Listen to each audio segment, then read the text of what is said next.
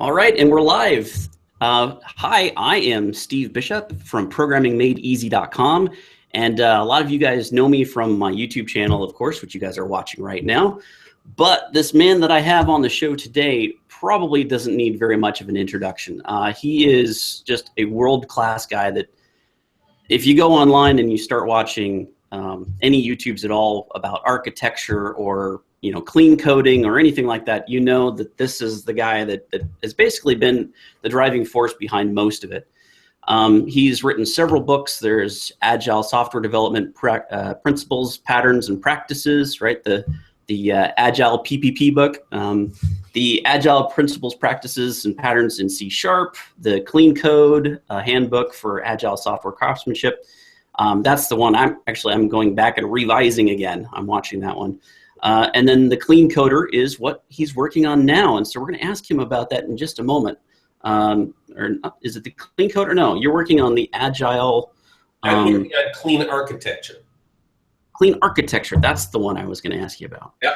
So this is Uncle Bob, which most of you guys have probably heard of by this time. If you've been in the industry for any length of time, you know who Uncle Bob is. I mean, I was literally at a meeting the other day and I asked how many people know Uncle Bob. There were maybe like 10 guys that were in the room and all of them rose their hands. So,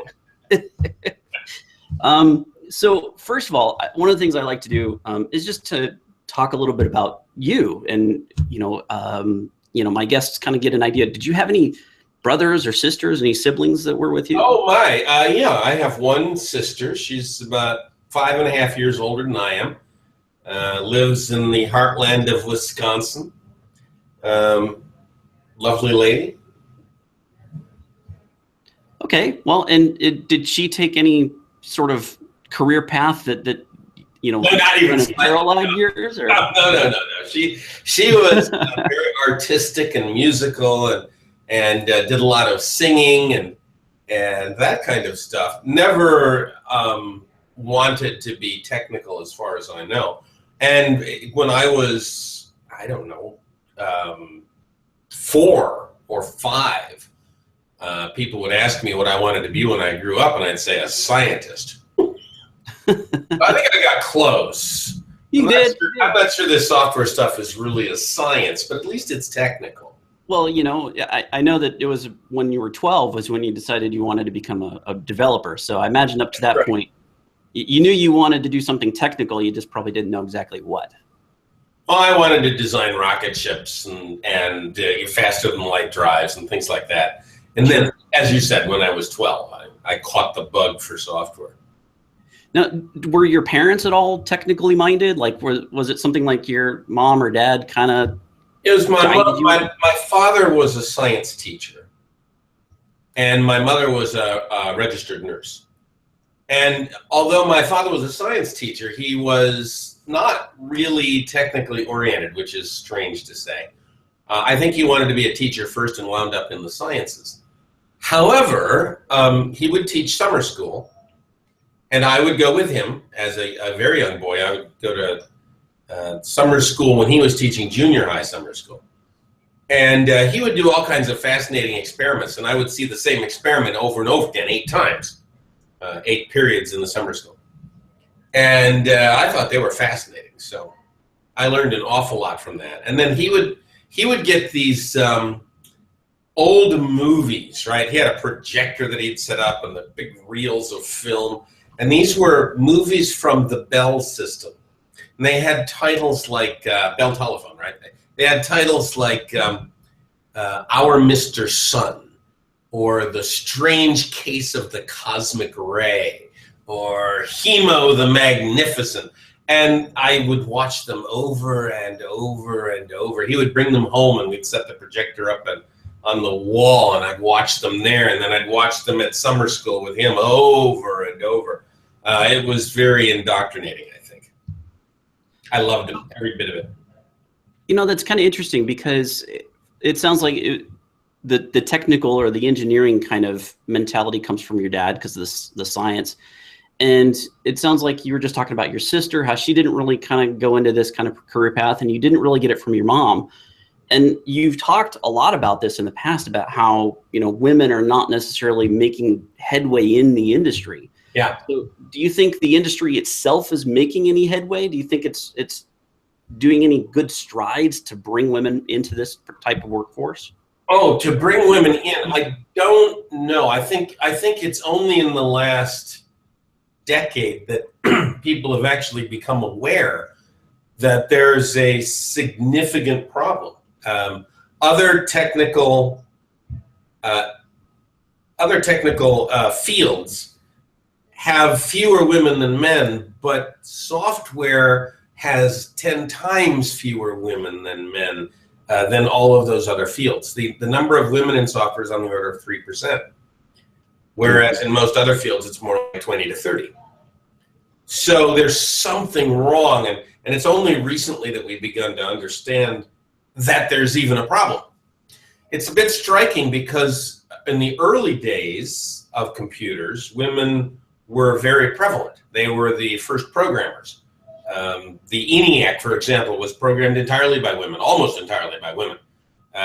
There were a lot of very early women in the 40s and the early 50s and even into the 60s who were very important. The word compiler, for example, was invented by a woman. The very first compiler was written by a woman, Grace Hopper, who eventually gave us COBOL. There were lots of women in those early days, and then bit by bit, they faded away and didn't get replaced.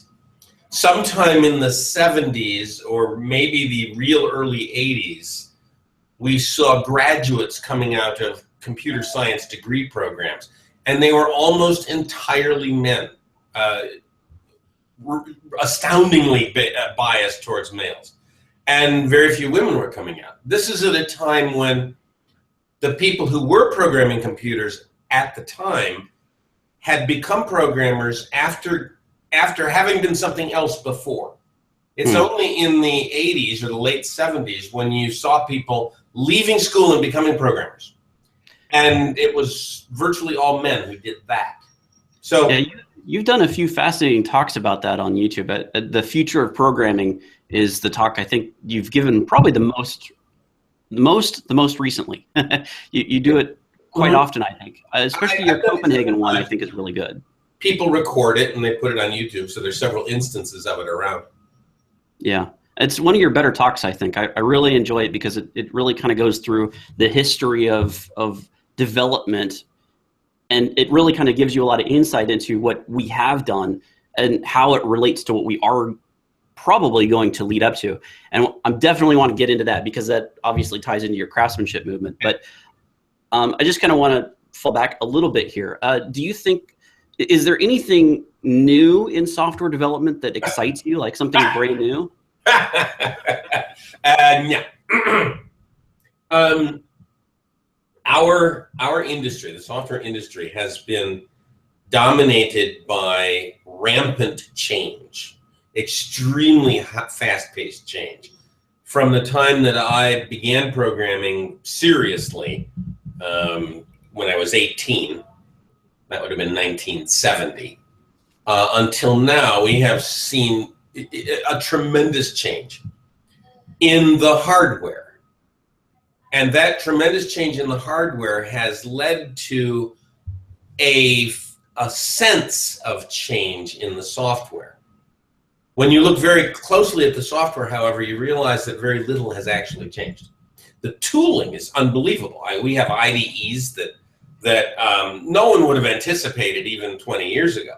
We have massive software tools. We've got incredible amounts of memory. It's virtually infinite memory. The machines are ridiculously fast. We have immense amounts of computer power, but the code has not changed much for a very long time. You take a look at C#, compare that to C. Not a lot of difference there. A little bit, a couple of little features here and there, but it's pretty much C with a few bells and whistles. Compare Clojure to Lisp. Clojure is a Lisp that runs on the JVM. It's virtually the same language. Take a look at some of the newer languages coming out, like Go. Okay, Go is kind of like C. It's got a little, substrings in it and the actor model built in, but it's still C. Swift on the iOS platform. They really made a deep commitment to strong typing, which I think is going to burn them. But other than that, it's just a really strongly typed C or Java. What's new? What's new in the language world? And the answer to that is, well, there really isn't anything new in the language world. There are new languages, but those languages don't give us any new features. What we're seeing instead is a lot of old stuff rehashed over and over again, going around and around this cycle that makes us feel like there is advancement. I doubt there really is. Do you think then that it's just more or less we need some sort of special hardware that's going to bring about a new language? That will be a better language, I should say, not a new language, but no, I don't know that that's going to happen. It's possible, quantum computing. Everyone always says, well, quantum computers is going to change everything. I'm doubtful about that. There is some hope that a quantum computer will be able to do certain algorithms at high speed, but they're not general purpose. I don't think that there is a new hardware in the near future, some kind of different hardware paradigm. I think what we have is computers that were invented in roughly 1946, 45, and they have gotten much, much better. And we have a programming style that was invented at about the same time, and it has benefited greatly from the computers that have gotten much, much better, but has not changed in its fundamental nature at all. And as far as advancement is concerned, we have advanced in the tooling space, but what we know about the principles of software are pretty much the same as what we knew then. So I'm going to change gears again and go into a completely different subject. Okay. I like to do that. I like to change things up. That's fine. So I've listened to several of your talks, and it seems to me you're almost getting to this point where, and maybe this is something you'd like to comment on, is that modern MVC has actually kind of turned into an anti-pattern. Do you think? Anti-pattern isn't the right word. Modern MVC is a useful way of structuring a web-based application. Modern MVC is not MVC. Model View Controller was invented in the 70s by, and I'm going to butcher his name, Trygve Renskow, as a design pattern used in Smalltalk to put small things on the screen. When he talks about it now, or when Jim Copeland talks about it, who works closely with Trygve, they talk about it as a way to get the conceptual framework from the mind to the screen. They use this kind of philosophical way of talking about it. MVC, Model View Controller, was a very simple 3-object design pattern that managed input, the controller was input, model, which was the processing rules, and view, which was the output rules. And when I did Model View Controller in Smalltalk in the late 70s, early 80s, we had a Model View Controller for every button, a Model View Controller for every text box, a Model View Controller for every individual shape on the screen. We did not have a model for the window and a view for the window and a controller for the whole window. That was not the way we did it. For some reason, the web kind of took it and twisted it and warped it, and now we've got these controllers, which aren't like old Smalltalk MVC controllers, and lots of business objects, which really aren't like the old Smalltalk models. And then we have these massive views, which aren't an awful lot like the views that we had in Smalltalk. So the names are the same, but the players look a lot different. Speaking of patterns and practices, you obviously came up with this. We didn't really come up. You didn't invent the solid principles, but you were the first guy that really kind of put this whole thing together into a common practice and a common principle. Yes. How did you come across that? How did you form that in your mind? So some of the principles are old. Several of them come from Bertrand Meyer. Some of them came from Barbara Liskov. Most of them have been around a good long time. I supplied names for a few of them. I think the concept of dependency inversion is something I actually coined. The origin of these principles is fairly interesting. In the early 90s, there was an awful lot of communication about software technology on Usenet. Usenet is kind of like an early Facebook. People would get on there and yell at each other. And that's exactly what we did. We'd get up there and we'd yell at each other with text messages, with textual messages that got compiled and threaded into the Usenet, the net news application. And one guy who got on there, his name was Jim Fleming. He was on a group called comp.object. You can still find these messages, by the way. Google still stores them all. And Jim Fleming posted the 10 commandments of object-oriented design. And I read them and I thought, well, these are kind of like the obvious things, like all variables should be private and classes should be named for nouns in the domain and things like that. It was just the normal kinds of stuff that you would read. And I had been thinking fairly deeply about design principles at the time. And so I responded to that message with a set of, I think it was 8 or 9 principles that I put names to. Some of them already had names, like the open-close principle and the Liskov substitution principle. And others I kind of invented names on the spot because I needed to name them for that message. And then the debate began about that message, and I pretty well codified the notion of those principles in some books and papers and blogs that I wrote, and it went from there. In, 2004, Michael Feathers came to me and said, you know, if you reorder these, they spell the word solid. And I thought, ooh, that's a really good idea. So I changed the order, and they've been the solid principles ever since. Now, I noticed that you don't really talk about the solid principles much anymore. It used to be probably a pretty fair staple of your discussions, but now I don't see very much content about it from you or really too many other people, except as kind of like an afterthought of principles. Well, that's an interesting statement. I've written so much about them in the past that perhaps I just stay away from the topic because I figure I've over-covered it. Although in the new book, The Clean Architecture, I go through them again. But yeah, when I'm blogging, I don't usually talk that much about them. It might be time to reopen that again and do a series of blogs about the solid principles. There's, again, so much out there already, I think it might be a bit redundant, but okay, maybe it's time. Well, I think, especially for me personally, one of the areas that I'm also fascinated with is the functional programming. And in the C# language, they're trying to make it more functional. So in that paradigm, it's, you know, trying to figure out how to make these two concepts be cohesive with each other, I think would be a new area to go, because I think both of these things are really important for the future of our development. And if we could see how they kind of could be blended together to create a better, you know, architecture for our software, I think that would be a really important thing to be looking towards. You're probably right about that.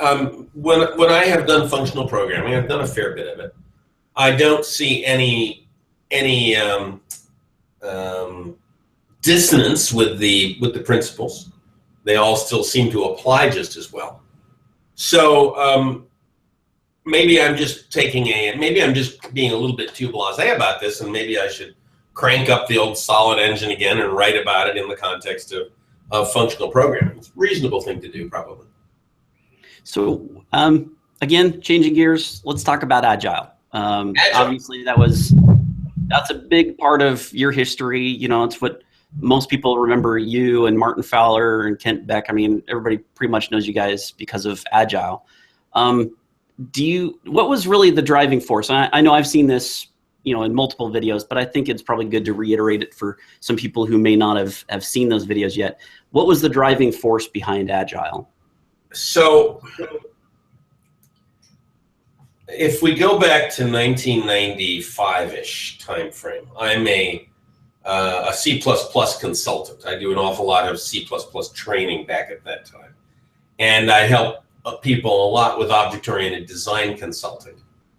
And the folks that I spent a lot of time with would then come to me and say, but what's the process? What process should I use? And I would scratch my head about that and think, well, isn't the process kind of obvious? And I got this request so many times that I thought, okay, I need to write down what I think the process is. So I sat down and I wrote this terrible paper, just awful paper, which I never published, thank God. It might be on a blog somewhere, but I'm not going to tell you where because it's awful. In this paper, I invented the process named CODE, which stood for Called Object Design Technique, and you have to drop the T. That's rather inconvenient. Yeah. Well, anyway, shortly after I had published this, I ran into one of Kent's articles on extreme programming. I hadn't heard about this before. And I thought, well, that's really interesting. It's sort of like what I wanted to say, but much better. And I read more and I read more, and I thought, yeah, this is good. This is what I should tell my clients. So I started pointing my clients to the extreme programming documents that were starting to appear. And then just by chance, Kent Beck and I went to the same conference in Munich, probably 1999, maybe 98. And we happened to be teaching in classrooms right next to each other, right across the hall from each other. And I happened to see him, and I at a break, and I said to Kent, we ought to talk about this extreme programming thing. And he said, sure, let's meet at lunch. And at lunch, we went down to the cafeteria, and we had a long discussion. And at the end of that, I said, I need you to write an article for the C++ report. I was the editor of the C++ report at the time. And so I said, I need you to write an article about this in the C++ report. He agreed, and he put this lovely article in there, which was very cool. This would have been 99 probably. And then it occurred to me that there was an opportunity here to teach and promote this. So Kent and I got together at his house in 99, and we schemed and plotted a set of courses, which we called XP immersions. And we began to hold these at my office in Illinois, north of Chicago. And we'd have tons of people showing up to these things. It was like a horde of folks. This would have been right at the height of the .com era. And in the midst of all this, Kent decides that he's going to call a meeting, which he calls the Extreme Leadership Meeting. So now we're probably into 2000. And he calls this meeting of old patterns guys and language guys and programming people and other consultants. And we all go to his place, and we do a boat trip on the river, and we have discussions. And there was this thought that maybe we should start an organization. And most of the people were really negative on this. They said, no organization.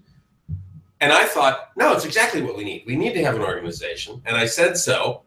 And then as we left that meeting, Martin Fowler chased me and said, Bob, we've got to talk about this because I agree with you.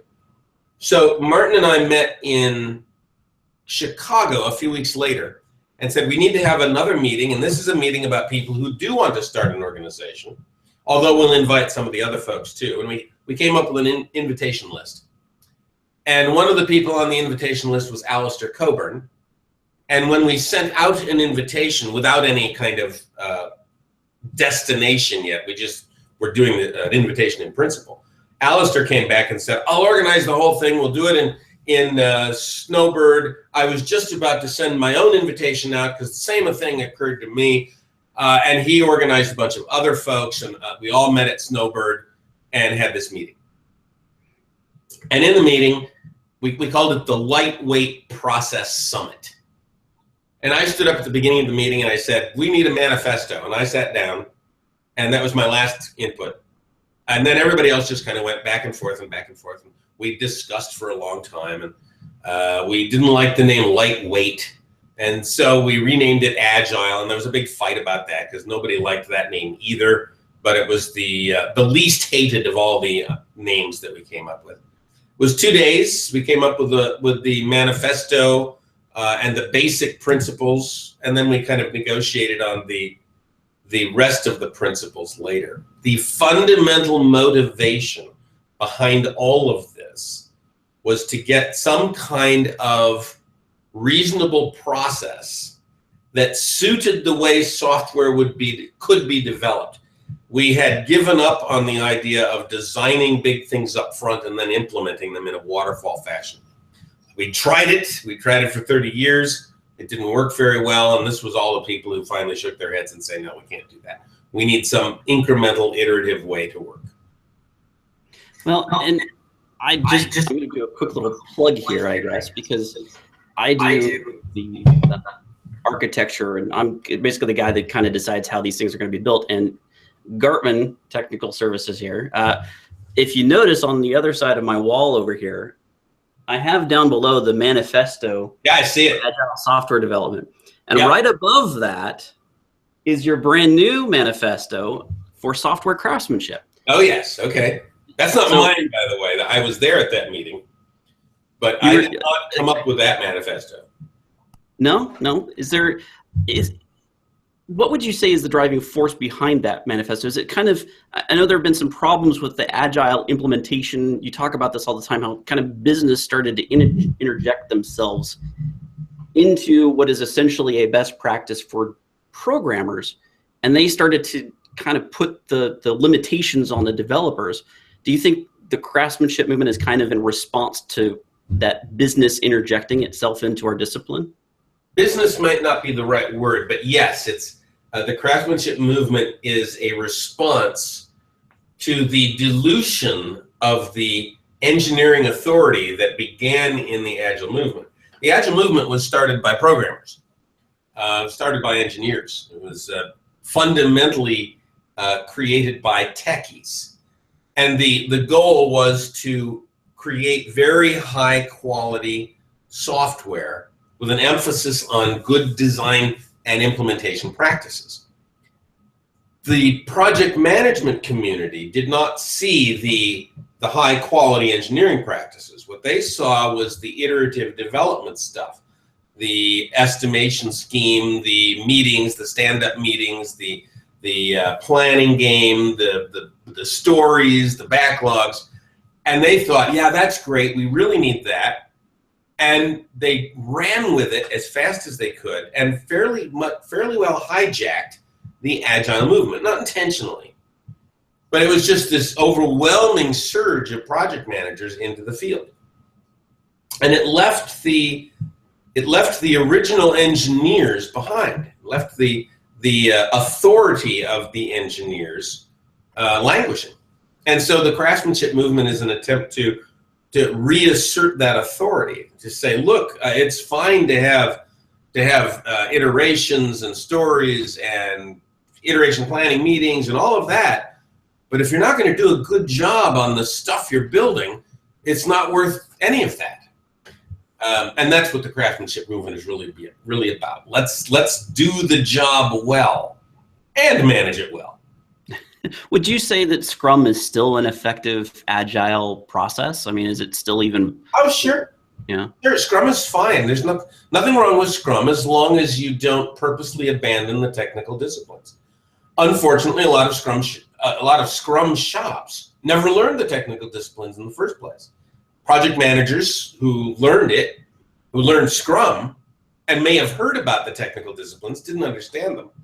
And they adopt this thing that the team rules, the team decides. Well, that's fine if the team is well educated and dedicated to high quality software. If it's not, then it doesn't help at all. And a big part of the craftsmanship movement is also TDD, right? You want to get us more into the test-driven development arena. Tell us a little bit about how Kent introduced you to TDD, because I know that's an interesting story about how Kent kind of got you involved in TDD. Yeah, it is an interesting story, and I should say before I get into that story, yes, test-driven development is one of the practices that the craftsmanship movement adopts mostly. It is not the only one, and it may be the one that is the most controversial. I don't know, but yeah, it is an important principle. Now, how did I get involved with this? When I started reading those old extreme programming papers of Kent Beck's, I liked them all, except for this thing that he called test first design. That made no sense to me at all. And I read his writings on it and thought, well, how are you supposed to write unit tests first? That's ridiculous. No one writes their unit tests first. You write the code first, and then you write the unit tests later. So when I went to his house to scheme about building an XP class, he and I sat down and we wrote some code together.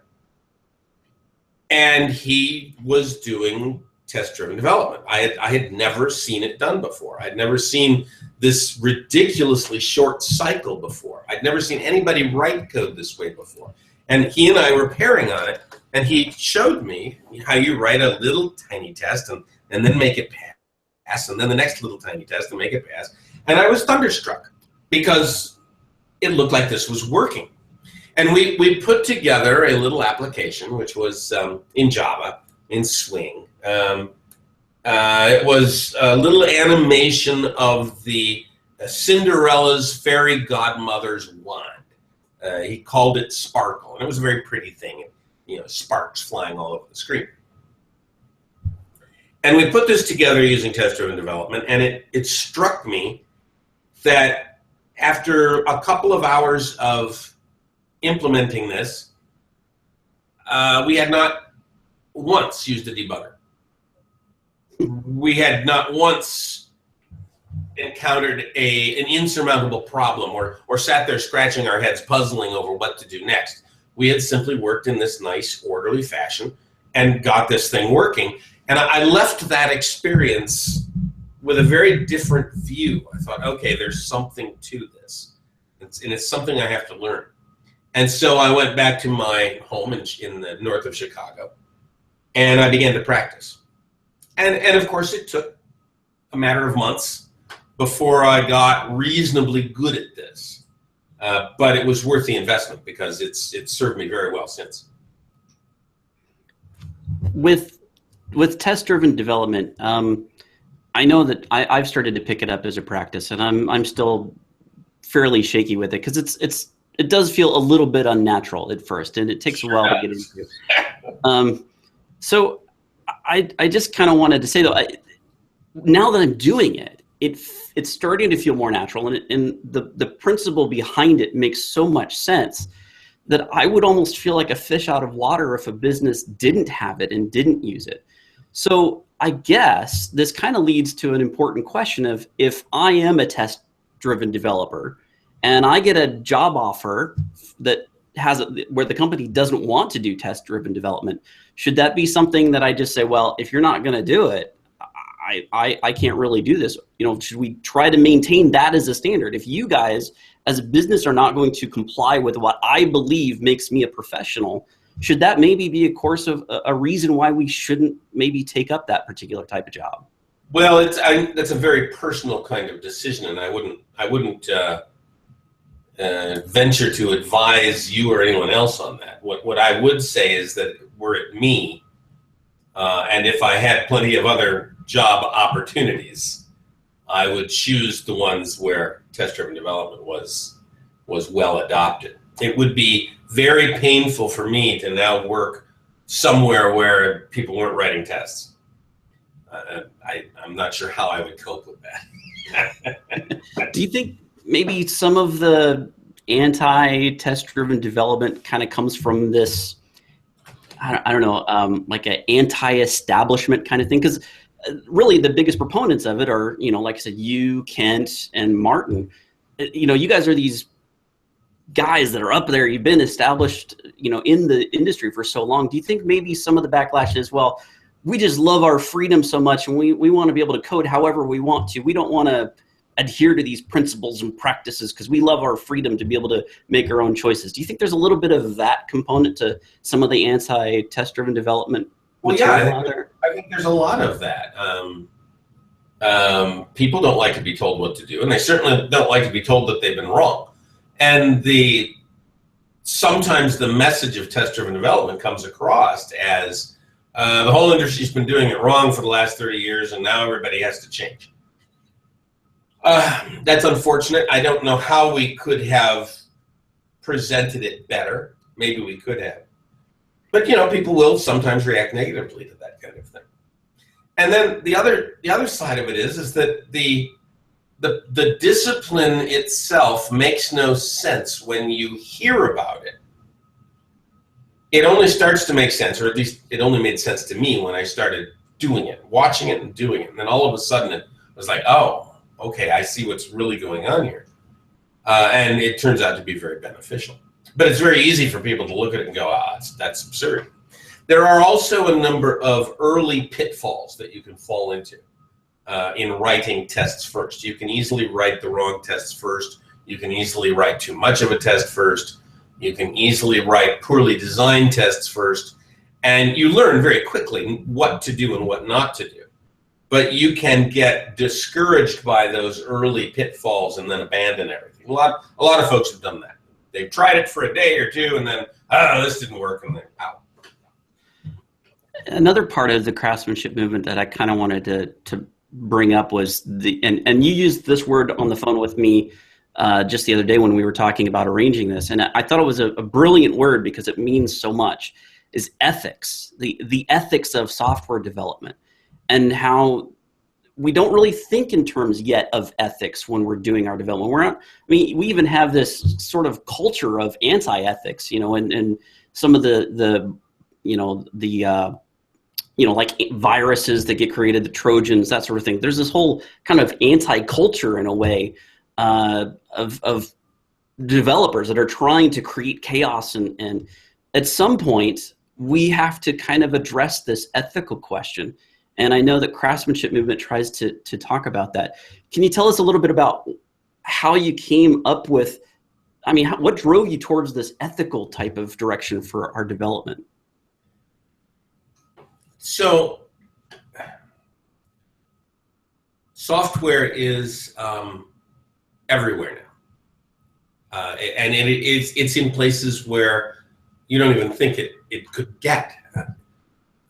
There is software running in most of the thermostats in houses, or the microwave ovens, or the dishwashers. Certainly, all of the televisions nowadays. More importantly, you can't do anything in our society if a software system is not somehow in control of it. You can't buy anything. You can't sell anything. You can't get insurance. If you break a law, software will be involved in the enforcement. If a law gets made, software will be involved in the development of the law. Software runs everything. I say this at conferences a great deal. Your grandmother, whether she's alive, if she's alive, uses a software system on a minute-by-minute basis. Everybody is completely immersed in a society that is incredibly dependent on software and does not really realize it yet.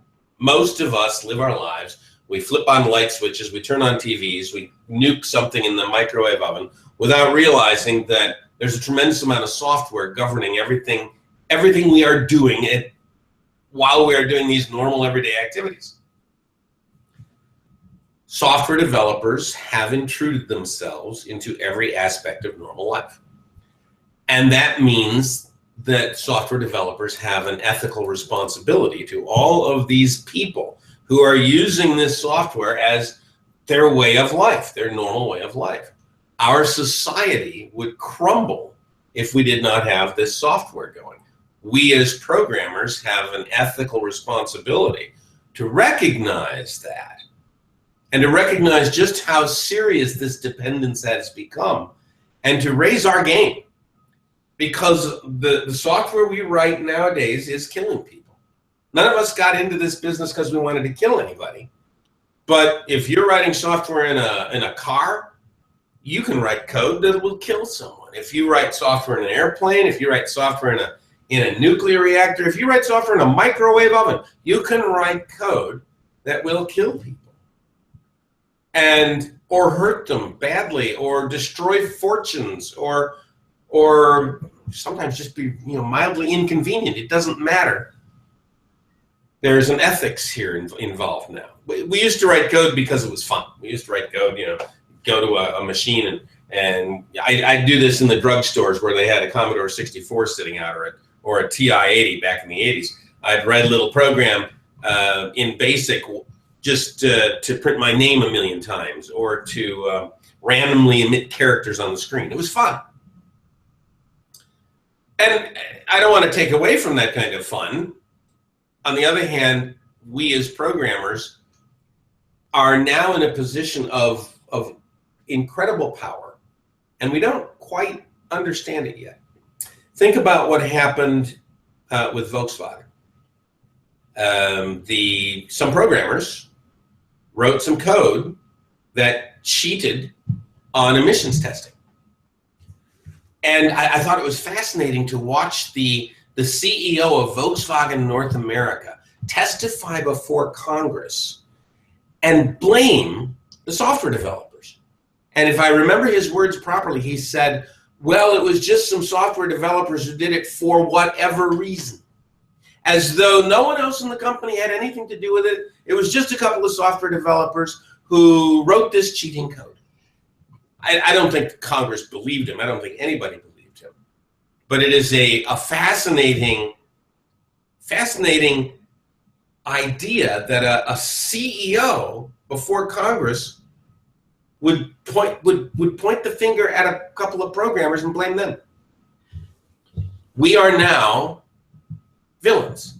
We have been pointed out as villains in society. And that's a very interesting position for us to hold. Could it be said that the Volkswagen developers might have just been, trying to find the simplest solution to a problem? Rather than fixing the engine, they wrote the simplest solution to the test. I think they were probably finding the simplest solution to a manager who was telling them to cheat. But in either case, whichever case it was, those developers should not have written that code. In the end, that CEO, although he said it badly, in the end, that CEO was right. Those developers wrote that code. And they must assume at least some of the guilt. I can't believe they wrote it on their own. I believe there were managers pushing them. But they should have said no. Those developers should have stood up and said, no, I will not write code that lies and cheats. And they should have walked out. And that's where we get to with this ethics thing. There are lines that you draw. And you say, I will not do harm with my code. I will not write code that has a chance of cheating or lying or destroying fortunes or killing people. There's a lot of books on Agile and Scrum. Is there anything that is out there about the craftsmanship movement that's good reading material? Well, there have been a number of books written about software craftsmanship. The very first one was entitled Software Craftsmanship. And it was a very interesting book about how software apparently is moving in the direction of the old guild model, the master and apprentice model. And that book excited a lot of folks who then went on to found companies that adopted a master-apprentice journeyman model for hiring and grooming their software developers. We may see more and more of that as time goes on. It's very possible that the university is the wrong place to train software developers. First of all, the professors themselves usually haven't ever written any code for pay, so they're not really the best people to teach programmers how to work for pay. Secondly, the environment in school is really not conducive to learning how to be a professional. So it might be better for software developers to learn in an environment where they are tutored by a master and there are journeymen that they work with, and they come up through the ranks as apprentice to journeyman to master.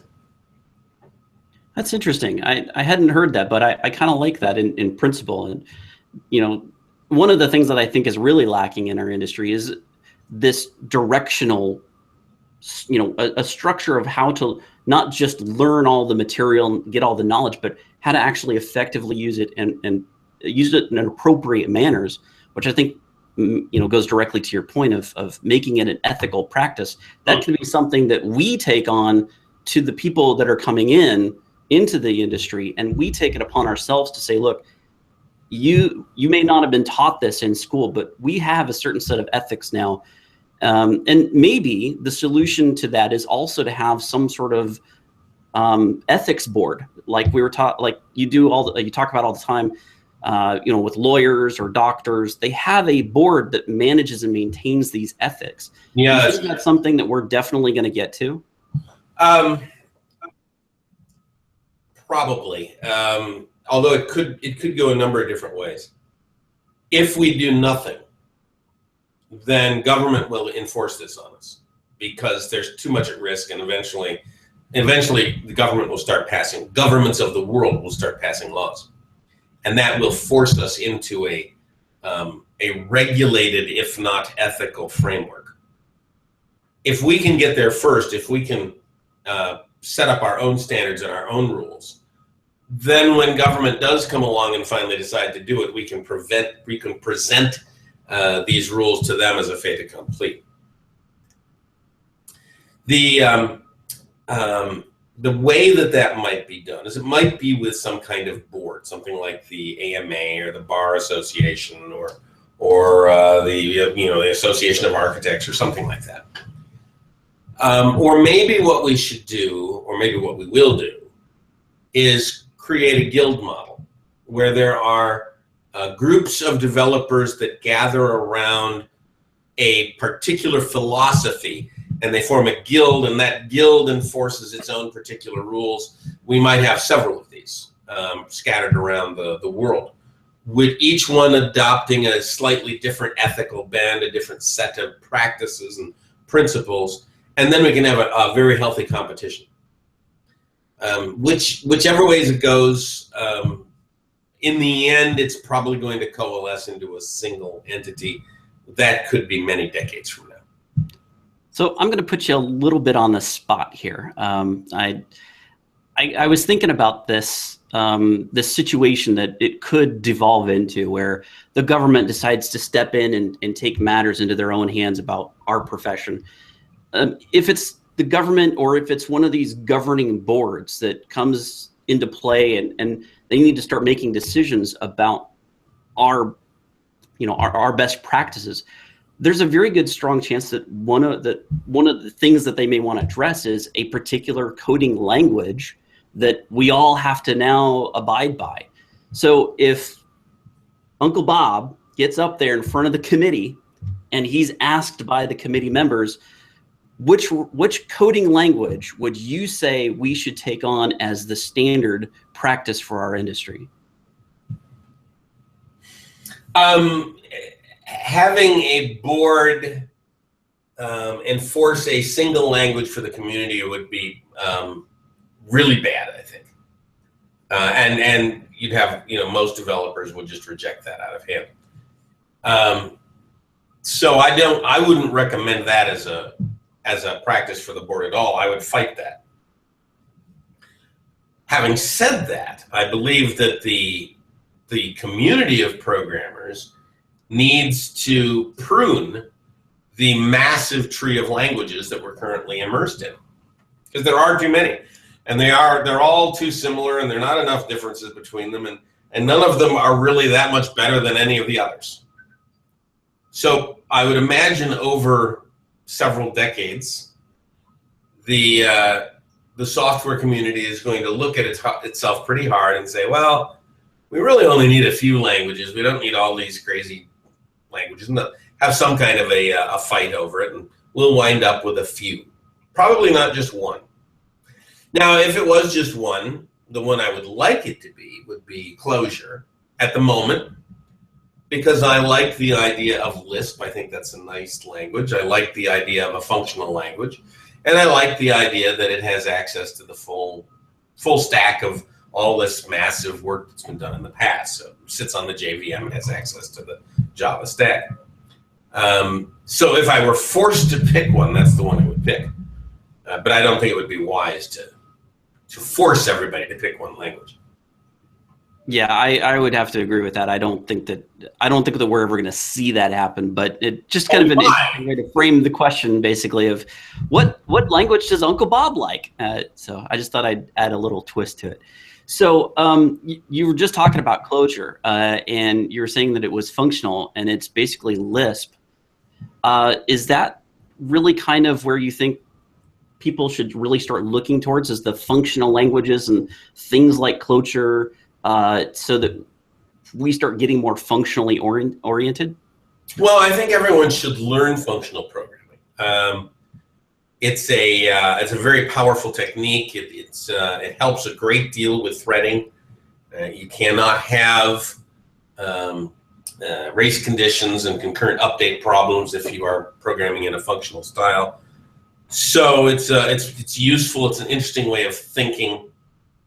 I think everybody should learn it. There are particular situations where doing functional programming is extremely beneficial. So, for example, if you've got massively parallel processors, if you've got lots of little services, if you're going to spin up a whole bunch of servers to do some work, working in a functional style can make that much easier. On the other hand, if you're writing a simple little thing for a website, working in a functional style is not necessarily that much better.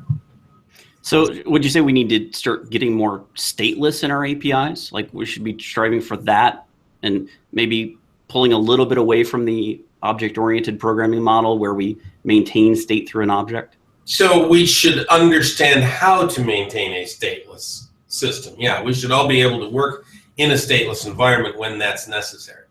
Whether or not we all should always be stateless is another matter entirely, and I don't think that's wise. By the way, it is often said that objects are the opposite of functional programming because objects have state and functional programming doesn't permit state change.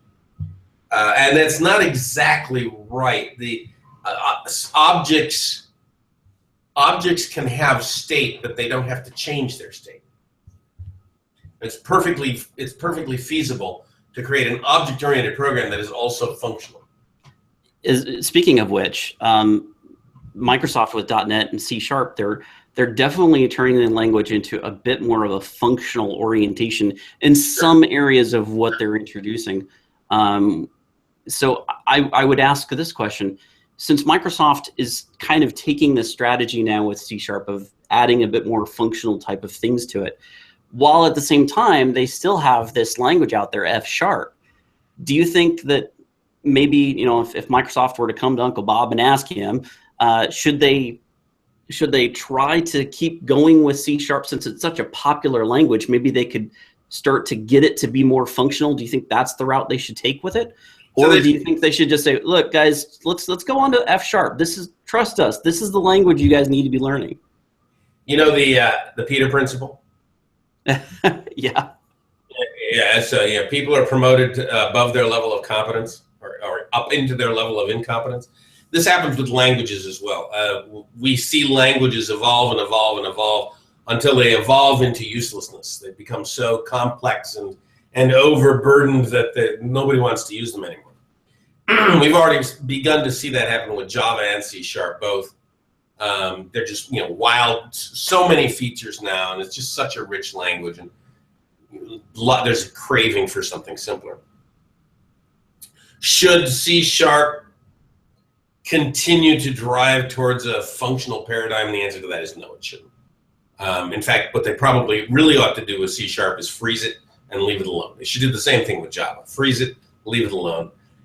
These will never be functional languages. They can't be functional languages because they support rampant assignment of variables. And so there's just no way to take a C# program and write it in a purely functional way without an immense amount of discipline. Maybe the solution here is to just kind of junk out all of the, maybe just throw out the assignment variable in a brand new language that looks like C#, but we call it C flat. Yeah. And that's a reasonable thing to do. So one of the reasons I like Clojure is that it has no assignment capability. You can't assign variables reliably. There are ways to change state, but you have to use immense discipline in order to do it. And that would be the hallmark of any good functional language. You can't change the state of a variable. So I'd like to talk real quickly here, because I know we're getting towards the end of our of the allotted time that I've got with you. But I wanted to talk to you about this new book that you're writing, the Clean Architecture book. Can you give us a little insight into what's going to be inside of it? Well, the book is it's a book about software architecture. It defines software architecture as the high-level module structure of a system, the pattern of dependencies in that modular structure that promotes the ability to plug in units that change for reasons that are different from others. So it's a way to separate things that change for different reasons and at different times. For example, you would like the database code to plug into the business rule code. You don't want the business rules to know about the database. You want the database to plug in so that you can plug in other databases without the business rules knowing it. You'd like to plug in the GUI or the user interface.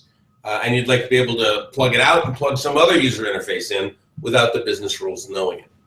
The book is about that style of programming where you separate business rules from all the other ancillary things in a software system and turn it into a plug-in model. And in the context of that, I talk about all the solid principles again and the history of architecture and why we want architecture and the benefits of independent deployability and so on and so on and so on. So should be a fun book. I'm really looking forward to it because, I mean, as my title says, I'm an architect. I design, I don't, and I take this definition from what I've seen on your videos as a very important distinction. I'm not saying, oh, we're going to use SQL Server as the database. That's my architectural decision. I'm not going to, we're using MVC as our architect. No. We're talking business rules. How are we going to separate the business rules from the data, as far as the back end? How are we structuring our different projects rather than, what are the tools that we're going to be using? Right. So I think that's a really important distinction that I'm sure you make a very strong statement about that in your book. I do. So you can tell I've watched a lot of your videos. So you watched cleancoders.com? You watched the ones on... I've watched only a few of them that I could afford. Oh, I know. It's either that or a pizza. Yeah. It's a very different presentation style you've got on there. It's kind of interesting. Yeah. Yeah, we have a ton of fun making those videos. I bet you do. So I do have one last question I want to ask before I start picking from some of the questions that my viewers have brought to my attention. The last question I want to ask is, do you think that it's better for a developer in today's world to try to learn all these different languages, or as many different languages as they can? Or do you think that it's better to just kind of focus in on one, and if we know that it's going to be around for a while, we know it's going to be stable, like Java or C#, please don't pick VB, please don't pick VB.NET. But if you pick one of these more stable languages and just learn it and really engross yourself and become a master of it, which approach do you think would be better for long-term success in this industry if you're just getting into the development industry? Well, both. You have to have a deep knowledge of the language that is your primary tool. Right. So the more you know about that language, the more you can make that language roll over and beg for dinner, then the better. On the other hand, you cannot focus so much on one language that you abandon others. So everyone should have a reasonable working knowledge of several dozen languages. And they should run the gamut of language types. If you're a C# programmer, well, then you should learn Ruby. It'll be very different for you. And you should learn Clojure or some Lisp. That will be very different for you. And you should learn Forth and Golang? Yeah, you can learn Go if you want to. That's fine. I just recently learned Go. That's okay. Erlang would be an interesting one. Erlang is pretty cool. You should learn Prolog. That'll turn your guts inside out, or your brain anyway. You should learn a few of these languages. You should learn an assembly language. Everyone should know how to program an assembly language. One. You don't have to learn more than one, but one is probably good enough, because nothing will remove the magic faster than working in an assembly language. Once you've written some code in assembler, you will know how everything works. All the magic goes away. And there's old advice out there, which is that you should learn a new language every year. This is good advice. You don't have to become an expert in that language, but you should learn the basics of it. And as you do that, the language that you do use on a regular basis will take on a different meaning, and you'll see deeper insights. You'll program in different ways because you've touched these other languages. Well, I'm going to open the floor now to some questions from the viewers, and actually all of these questions have come from one guy, and I don't understand why. There's only got one guy watching. Probably. I mean, if anybody's ever watched this show, I can understand why. I mean, when I go back and watch it, I just, yeah. Okay. So, Tech Dave, thank you very much, Tech Dave. I know you've been real patient while we've been going through all my questions. I hope that you guys enjoyed my questions. But Tech Dave asks, was the old MVC created because of hardware limits? This would be the old MVC architecture that we were talking about, not the modern MVC.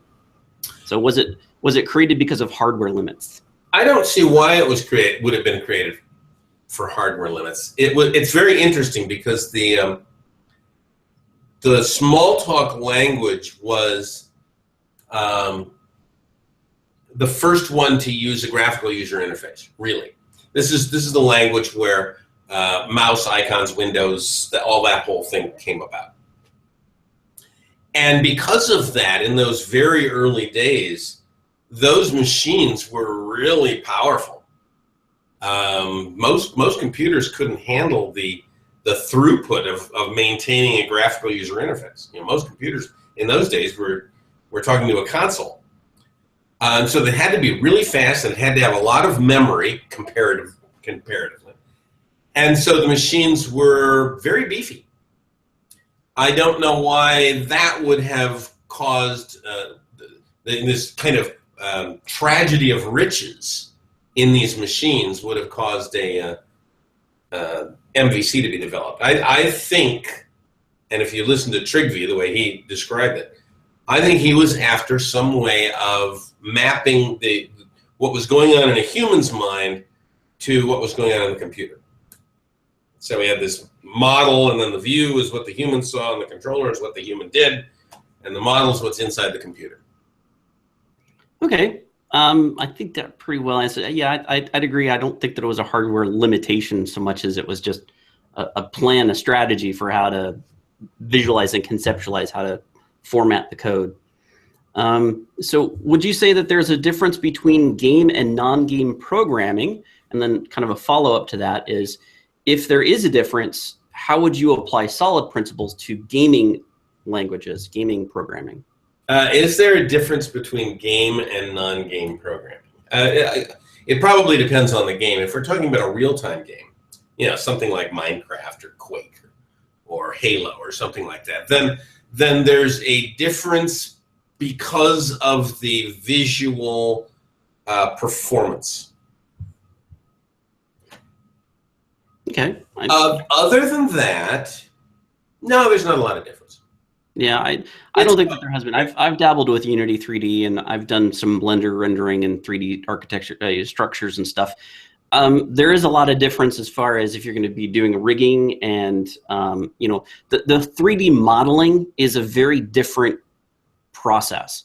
But when it comes to adhering to the solid principles, that's the reason why they're principles. They should be, it shouldn't matter which language you're programming in. It shouldn't matter what environment you're doing it in.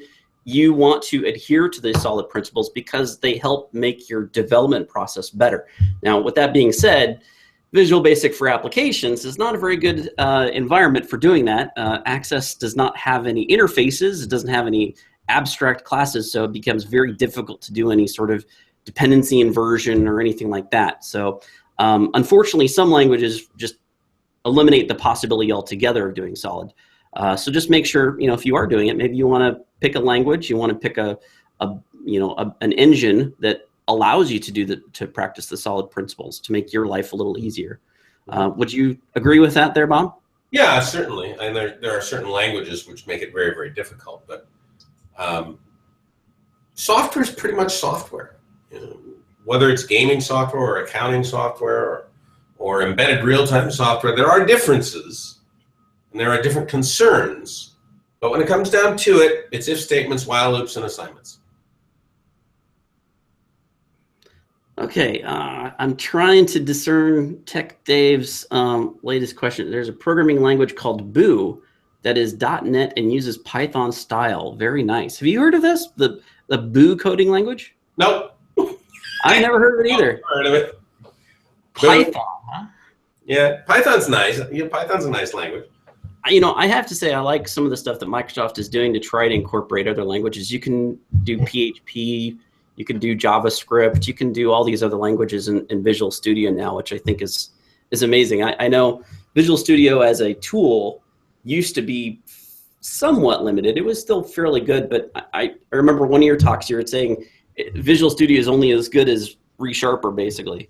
Yeah, well, it is getting better now. It took Microsoft a very long time to realize that they needed to put refactorings into Visual Studio.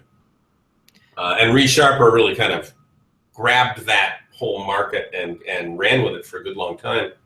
Now I think the company JetBrains that makes ReSharper is also making a C# development environment.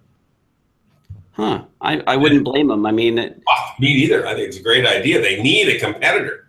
Yeah, they definitely do. What was the ReSharp, I think, was one. Not ReSharper, but there was something called, I think, ReSharp that was a competitor of sorts that was open source and free, but it just wasn't really quite as good. And then, of course, when Microsoft made Visual Studio Community available for free for up to 5 licenses, that really kind of, I think that kind of put the nail in the coffin for a lot of their competition, as Microsoft tends to do. They make things free all of a sudden when there's competition. Eclipse, and it did not kill the IntelliJ market, interestingly. Right. So it's an interesting time, but those JetBrains guys, I got to hand it to them. The tools they put out are pretty good.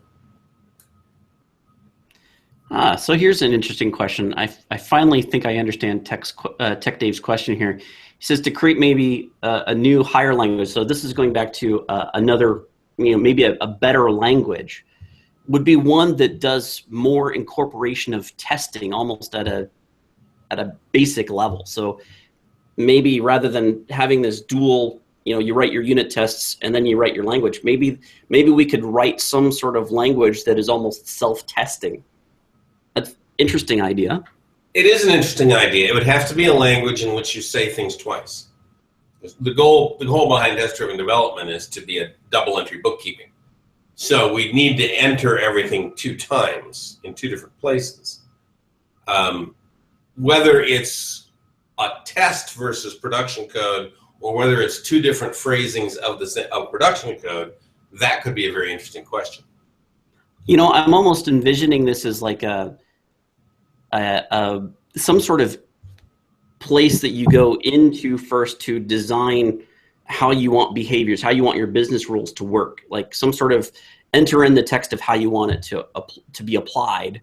And then that kind of drives out what you are going to have, the structure of your application in some ways. So you're kind of divining the architecture in some way of your business rules. And then you write out the code underneath all of those things that's supposed to match all of those requirements that you pre-entered into the system. So maybe that's kind of a, maybe not a dual entry system like you're talking about, but almost here's what I plan for my rules. This is what I'm going to say in code of sorts of how I want them to be implemented. And now here's the code that fulfills that. But maybe I just do it in more of a natural language for what those business rules are supposed to be. Yeah, it could be something like Gherkin or Cucumber or something like that. Mm-hmm. Well, I think that's probably all the time we got. We've already gone like 11 minutes over, but I just want to thank you so much, Uncle Bob, for being here. I keep calling you Uncle Bob because, everybody knows you as Uncle Bob, but thank you so much, Bob, for coming on. It really is a true pleasure to have you on. And my pleasure as well. Any last words, anything you want to let everybody know about before we cut this off? Well, the message that I like to give folks is that you should go home every day from work and look in the mirror and say to yourself, I did a hell of a good job today. You should always have this pride of workmanship. And all too often we go home instead and we have to take a shower. So keep that in mind, right? You want to be proud every day of what you do. Very sage advice from the sage himself. Well, thanks again, Bob. Again, It's been a true pleasure. Maybe sometime in the future I can send you out another random email and you decide to join us again. Oh, sure, anytime. I appreciate it so much. Everybody else, thank you so much for watching. I'm glad you guys have taken time to listen to what Uncle Bob says, because I think it's really important and very impactful for the future of our industry. So thank you again, everybody, and you have a wonderful day. Bye-bye.